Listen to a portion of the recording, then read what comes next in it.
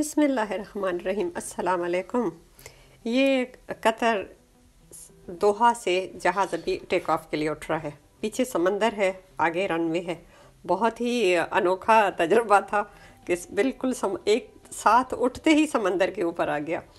पहले ज़माने के जहाज़ जो होते थे, जिसमें हमने भी बहुत उनमें भी सफ़र किया, आज से कोई 25-30 साल पहले, वो बाकायदा एक टैक्सी का लंबा वो पूरा प्रोग्राम बना के फिर वो टेक ऑफ करते थे। पूरे हिल जाते थे। उस टेक ऑफ करने के बाद भी कभी पर सीधे, कभी उस तरफ पेंगुइन की तरह ही वो नज़र आते थे। फ़िलहाल बाद में तो खैर ऊँचे उड़ जाते थे, लेकिन अभी एकदम से समंदर के ऊपर आ गया। जैसे एकदम से इसने टेक ऑफ किया और एकदम से समंदर के ऊपर आ गया, तो थोड़ा सा वो ज़रा खौफ दिल में महसूस हुआ। हालांकि ये एक थोड़ी सी नासमझी होती है कि समंदर में गिरेगा तो ज़्यादा वो डर लग रहा था। जहाज़ है, पहाड़ों पे गिरे, समंदर पे, ज़मीन पे, अल्लाह रहम करे, बात एक ही होती है, बस अल्लाह ताला रहम ही करे। बहुत ही आरामदेह पुरसुकून सफ़र। ज़रा सी भी मतलब कि ना इसमें वो नहीं थी, या तो उस तरफ वो मतलब कि क्या कहें इसको हम, एयर स्पेस उतना ज़्यादा वो नहीं था डिस्टर्बिंग के जहाज़ वो, या मौसम अच्छा था कि वो जहाज़ जब नीचे जंप करता है फिर वो ऊपर उठता है, तो उसमें अक्सर वो काफ़ी परेशानी होती है। ये बीच बीच में हम ये टीवी स्क्रीन पे मैं ज़्यादातर यही देख रही थी कि अभी कहाँ पहुँचे हैं, कितना दूर है, कितना आगे चले हैं, किस किस शहर के ऊपर से गुज़र रहे हैं। ये सारा शॉर्टकट करके अभी हम स्वीडन के इलाके में पहुंच चुके हैं। ये रशिया की एयर स्पेस से उसी साइड से वो आया, तो एकदम से वो जैसे एकदम से ही वो बर्फ़ शुरू हो गई थी। थोड़ा सा ही आगे चला था, मेरे ख्याल है 2-3 घंटे के बाद ही बर्फ़ नीचे से वो कभी बर्फ़ और कभी इस तरह से वो नज़र आना शुरू हो गए थे। ये तो खैर स्वीडन के ऊपर है। ये देखें, सारे के सारे बहुत ही खूबसूरत, सारी नीचे जमी हुई बर्फ़। अभी ये लैंडिंग पे आ रहा है और नीचे से सारा ये स्टॉकहोम का या उसके पास पास का कोई शहर नज़र आ रहा है। स्टॉकहोम ही है, स्टॉकहोम ही पहुंच चुका है। जैसे ये देखें किस कदर वो ऊपर से सारा बर्फ़ ही बर्फ़। पहले हम सोचते थे जिस तरह की यहाँ की ये जो बिल्डिंग्स होती हैं सारी नीचे की तरफ वो जैसे आ रही होती है ना, दोनों वो दरमियान से जैसे कोना ऊपर उठ रहा होता है और वो साइडें बिल्डिंग की दोनों वो नीचे की तरफ आ रही होती हैं। ये क्यों इस तरह के लोग ये छत बनाते हैं? अभी एहसास हुआ कि इसलिए कि वो एक तो बर्फ़ का ऊपर वज़न ना आए कि वो छतें फिर वो कमज़ोर हो जाती हैं, फिर ये कि जितनी ज़्यादा बर्फ़ होगी तो वो खुद ही आराम से नीचे आ जाएगी, या थोड़ी सी एफ़र्ट करनी पड़ेगी ऊपर से गिराने के लिए तो वो नीचे आ जाएगी। तो ये देखिए अभी पूरा ये लैंडिंग के ऊपर, और इतना स्मूथ था, बिल्कुल पता नहीं चल रहा था, कोई झटका नहीं था, कुछ नहीं था। अच्छी सर्विस है, बहुत अच्छी सर्विस है कतर एयरवेज़ की। हालांकि हमने कभी भी इसको पहले यूज़ नहीं किया, मेरे बच्चे माशाल्लाह से यूज़ करते रहे हैं। पहले हमें थोड़ी सी एक्सपेंसिव लगती थी, इस दफ़ा उतनी नहीं लगी, क्योंकि इस दफ़ा सारे जहाज़ एक तो बहुत महंगे हो गए हैं, सवारियाँ कम हैं, लोग सफ़र कम ही कर रहे हैं पहले की बनिस्बत। और दूसरा ये कि ये टाइम ऐसा था कि इस टाइम पे भी कम आमद रफ्त होती है दुनिया में, कोरोना की वजह से भी। वैसे सर्दियों में भी इस तरफ लोग कम आते हैं, ठंडे इलाकों में, ठंडे इलाकों के लोग बाकी दूसरी जगहों पे जाते हैं, तो इस वजह से भी थोड़े से वो टिकट्स हमें नॉर्मल मिल गए थे। मतलब इससे डबल में हमने 2015 में जो इधर आए थे, वो आए तो खैर थे एमिरेट में आए थे, लेकिन नहीं, टर्किश में आए थे, तो वो इससे डबल टिकट हमने लिया था। तो अभी इसलिए भी हमें काफ़ी वो मतलब कि 2 टिकट में, जैसे हमें 2 टिकट मिले उस टाइम के 1 टिकट की कीमत में। तो ये भी थोड़ा सा हमें ज़रा दिल को सुकून था कि अच्छी सस्ती मतलब कि वो सफ़र हो गया। ये देखिए अभी ये अपना इसका ये विंग खोल रहा है नीचे ऊपर, ये भी बड़ा खूबसूरत लगता है। विंग हमें हमेशा नज़र आता है जहाज़ में, चाहे हम कितना भी सोच समझ के सीट्स लें, लेकिन ये हमारे पता नहीं, ये तो हमारे लिए है ही है। अभी तो खैर अच्छा था, वैसे कभी तो बिल्कुल ही विंग के ऊपर आ जाते हैं, लेकिन अभी तो खैर अच्छा था। ये देखें, और एक एक सीट बंदा खुद ख़रीदता है। यहाँ पे जब आपने टिकट लिया तो वो सिर्फ जहाज़ के अंदर जाने का टिकट ख़रीदा है।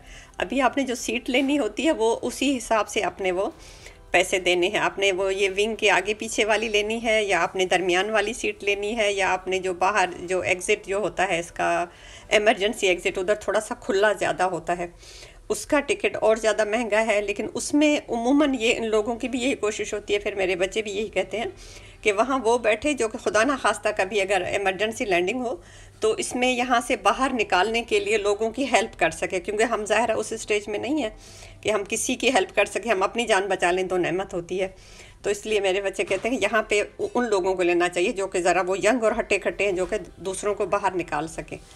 तो मतलब कहने का ये कि हर सीट आपने अंदर जाने के बाद ख़रीदनी होती है जहाज़ की। बाहर नीचे अब पहले से ही ले लेते हैं, जैसे टिकट लेते हैं, टिकट ले लिया, उसके बाद जो सीटिंग करनी हो लेते, अब कौन सी सीट चाहिए आपको, तो वो इस तरह से होता है। पहले ये नहीं था, पहले तो ये था कि जो बंदा आते थे एयरपोर्ट पे, सामान चल जा रहा होता था, उसको पासपोर्ट और चीज़ें देते थे, फिर उसको हम कहते थे ज़रा अच्छी सी सीट देख के हमने देना। तो उसके पहले इस तरह से नहीं था, अभी हर चीज़ कमर्शियल हो गई है। ये देखें, ये फिर ये है उसी के ऊपर, लेकिन सारा वो नीचे नीचे स्टॉकहोम में और ये स्वीडन के इन इलाकों में इधर बिल्डिंग्स इतनी ऊंची नहीं है ना, पहाड़ हैं कि जहाज़ ऊंचा उड़े। तो काफ़ी देर तक वो बिल्कुल ऐसे था कि ज़मीन भी पूरी नज़र आ रही थी, रोड्स भी नज़र आ रहे थे, ग्रीनरी भी और घर भी और बाकी सब कुछ। तो समझे नीचे नीचे वो फ्लाई किया था। काफ़ी देर से वो आ चुका था, लेकिन वो शायद स्वीडन में दाखिल होने के बाद भी काफ़ी दूर है स्टॉकहोम, इस वजह से भी लंबा टाइम लगा है इधर तक उतरने में। इसी तरह हम जब ऑस्ट्रेलिया जाते हैं तो ऑस्ट्रेलिया में इंटर होने के बाद भी 8 घंटे लगते हैं, 8 घंटे लगते हैं, 7-8 घंटे लगते हैं जब हम जाके सिडनी लैंड करता है जहाज़, क्योंकि वो बहुत दूर है। ऑस्ट्रेलिया बहुत बड़ा है, उसके अंदर तो आ गया उसी एरिया में जहाज़, उसके बाद तो पता नहीं कब वो पहुंचेंगे। ये देखिए ब्यूटीफुल, बर्फ़ देख के बहुत अच्छा भी लग रहा था, डर भी लग रहा था कि अभी हम इस पे इधर रहना है थोड़ा अरसा ही। लेकिन जाहिर है कि इस वक्त भी बाहर का मौसम, जब मैं डबिंग कर रही हूँ, बहुत ही खूबसूरत है बाहर का। दिल कर रहा है बस बाहर निकल जाएं, लेकिन मेरे पाँव में इतनी वो नहीं है कि मैं ऐसी में बाहर जाऊँ, क्योंकि ठंड भी ज़्यादा है और फिर वो ग्रिप भी कितनी भी लगा दूँ लेकिन उतनी वो नहीं काम करेगी। ये देखें टच कर गया माशाअल्लाह, ये आ गया। अभी सारा बाहर बर्फ़ ही बर्फ़, ब्यूटीफुल। ये अनाउंसमेंट शुरू हो गई कि बाहर का वेदर कैसा है, आपने क्या क्या पहले से ही वो इंतज़ाम करके नीचे उतरना है ताकि आपको ज़्यादा वक्त ना लगे, ज़्यादा परेशानी ना हो। कागजात पूरे अपने हाथ में रखें जो जो आपने दिखाने हैं। और इसी तरह से कोविड का भी उसने कहा था, वो तो खैर हमारे साथ था, सब कुछ हमारे साथ था, लेकिन अनाउंसमेंट अरबी में भी अंग्रेज़ी में भी हर तरह से उन्होंने पूरा अच्छी तरह से उन्होंने समझाया। टैक्सी भी लंबा ही किया क्योंकि रनवे शायद बड़ा ज़्यादा है, तो लाउंज तक जहाँ तक इसने जाना था उसके बाद बस से ही ज़्यादा लाउंज तक जाते हैं। नहीं बस से नहीं, वो जो ऊपर से जो जैसे वो क्यूब जो लगता है इसके साथ, वो कैप्सूल कहते हैं, क्यूब कहते हैं, पता नहीं क्या है, क्यूब बॉक्स उसके साथ आके ये जहाज़ का दरवाज़ा आके टच होता है, फिर वो उसी में से वो सीधा सीधा वो जो अंदर चले जाते हैं। तो काफ़ी वो लंबा चला था। देखें जहाज़ के अंदर से कितना वो गंद निकला है, इसमें से पर में से दिल कर रहा है जाके धो लें अभी इसको। काफ़ी पता नहीं कहीं घर से तो ये भी साफ़ सुथरा होकर निकला होगा, बाहर के मौसम से ऐसा हुआ है, कहीं से कोई मट्टी वट्टी लगी हुई है, अल्लाह बेहतर जाने। बहुत ही खूबसूरत, बहुत ही अच्छा। अभी इधर पहुंच के बहुत ही ज़बरदस्त किस्म की फीलिंग थी, नींद भी अच्छी हो चुकी थी, खाया पिया भी हुआ था, ये पहुंच गया अभी जो इसका है। और अभी एक्साइटमेंट थी कि बस बाहर निकलें और जाके बच्चों से मिलें, और बहुत ज़्यादा।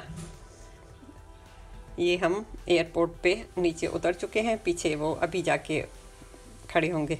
Thank you.